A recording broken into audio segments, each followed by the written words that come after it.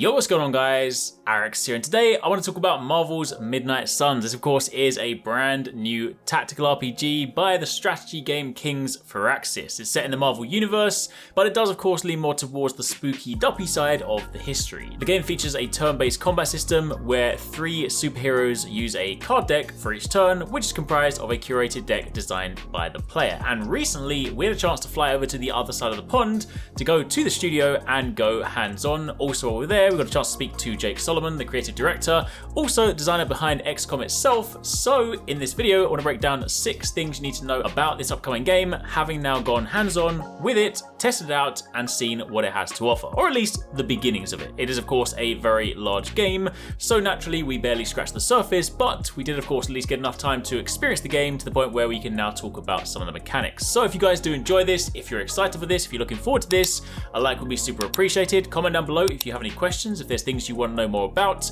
and of course do be sure to keep it locked because we do have more stuff coming your way. So to begin with, before we dive into some of the more core mechanics, first things first, this game is not XCOM, despite of course having Firaxis' name attached to it, and of course the creative director being someone that has worked on XCOM as well.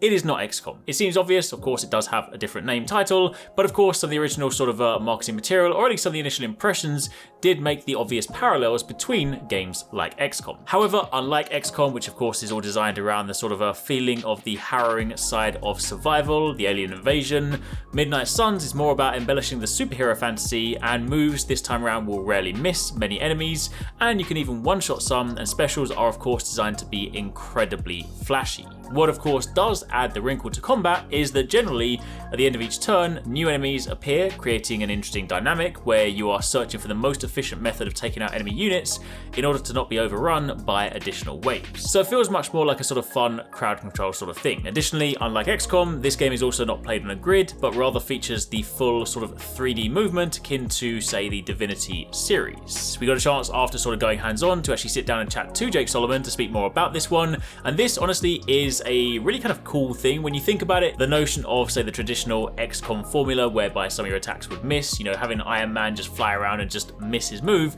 doesn't feel very epic. So this was what Jake had to say when speaking about sort of the design choice behind this direction. Well, you're a superhero, right? So it doesn't make any sense that your abilities, like you can't picture Iron Man being like, okay, here's some like grunt Hydra guy and he goes, ugh, and he misses. And again, we had prototypes of the game where that happened, or all of a sudden he'd do a really low damage attack and you're like, I don't get, like this doesn't feel, this isn't fulfilling the fantasy at all. And so we said, all right, now we need to like, all these mechanics from XCOM, we had to say these aren't gonna work for this game. So we had to construct all new mechanics from the ground up. And so we had to achieve this same sense of, well, it's turn-based, it's tactical, it's based on solving a puzzle every turn and feeling clever and making the right choices. But at the same time, the mechanics are completely different. We share 0 mechanics with XCOM, which in some ways it's a shame. It made this development a lot harder than it had to be, but well, it had to be this way. But so yeah, it was interesting because we basically thought we would share a lot more with XCOM than we ended up. Now, moving on from there to the next point, you have the Abbey. The Abbey is basically the player's hub where all of the team management, upgrades, and social interactions will happen outside of combat. Again, if you guys have played other similar styles of games, XCOM has the ship you can of course go around. You have other things like Fire Emblem Three Houses where you have the monastery. Effectively, it is a place you return to in between missions where you will of course do a lot of the sort of upkeep, maintenance, stuff like that. There are a limited number of interactions players can have each day with their team, which brings around the obvious comparisons again to social aspects of games like Persona or Fire Emblem. However, it is important to note, because of course some people just want to do everything, the devs have said they are very much aware of the anxiety some players will have when it comes to systems like this, because of course sometimes you're just like, how do I fit everything into one day? And they said they'd try their best to try and relieve that pressure as much as possible. They said that they want the player to feel empowered and not punished for the choices that they make. So again, while there is some limitation, it is definitely not going to throttle you to that degree. Now, when it comes to gameplay itself, it has the card system. So this is really, really unique, and of course it is one of the shining features of the game. Each character has 8 cards in their deck, which are of course spec'd out before fights, and on each of your turns, a random selection of cards between the 3 heroes are drawn. Cards are either attack, skill, or heroic based. Attack cards are, surprise, surprise, they do what they say on the tin, they are attacks. Skill cards, meanwhile, are often cards that have things like heals, buffs or debuffs for the enemy opponents, and heroic cards are the most powerful cards in the deck, either dealing phenomenal damage or allowing for those set play moments where the stars align. Heroic cards will cost a resource known as heroism, which can be generated from attack and skill cards, so it's important to have a balanced deck, at least initially for all the characters, given that you will need to sort of attack initially, use those cards to build up that meter before you can pull off some of those devastating moves. Otherwise, pulling them off all the time would be a little broken. On top of that, there is of course the Hunter character that has access to unique cards and playstyles, which we will of course touch on in a moment. New cards can also be acquired at the Forge through sort of the in-game loot boxes, which to be clear are not paid for. This is not a microtransaction, this is just a means to obtain more cards.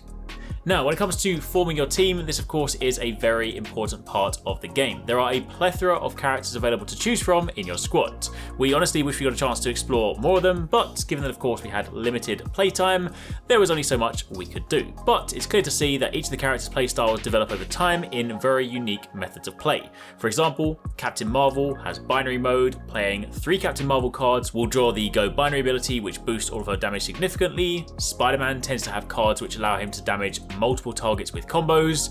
Magic's Limbo Portal allows her to make full use of the terrain, collisions and environment position to create some really unique setups. In fact, during Sox's time going hands-on, you got to use Magic's Limbo Portals to knock an enemy through to free another member of the team from being bound by Venom during an attack. So you can really have these sort of multi-layered, almost puzzle-like elements you need to solve with some of these interesting abilities. It'll be interesting to see just how the synergy of these characters play into each other. We imagine scenarios where, say, certain characters are generators of heroism, others deal ridiculous damage, things like that. So far we have seen the following characters on screen that you can see playable, but it is still going to be interesting to see who the remaining heroes are. In fact, let us know in the comments down below who you're hoping to see in the game. Honestly, I suspect Hulk is very likely to show his face on the roster, but outside of that we will of course have to wait and see.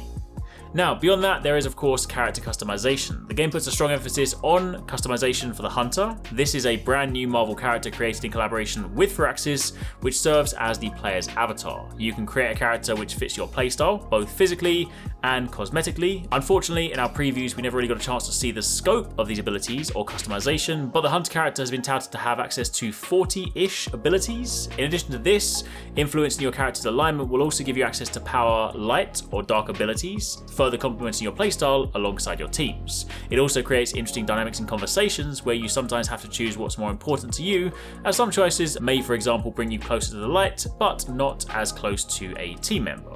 Again, the team were aware of the anxiety to sort of commit into these choices, so whilst it is best to pick a side as it were, with a bit of effort it's possible to see where the grass is greener with another playstyle. Finally, to round it all out, the game is big. The game is thick, basically. They said that it's supposed to be somewhat around 60-ish hours. That's at least what they said like to begin with. That's obviously not factoring in like multiple playthroughs, different things like that. We, of course, got a chance to play for 5 hours and felt like we barely scratched the surface on how the game would play out. However, interestingly, for those of you wondering where the sort of longevity applies and sort of how to keep the game fresh after so many hours, we spoke to Jake Solomon again in the interview, and he basically shed some light on the way they designed it to keep sort of drip feeding people and introducing interesting mechanics throughout the game, also giving you some sort of powerful things to work towards. So this is what he had to say.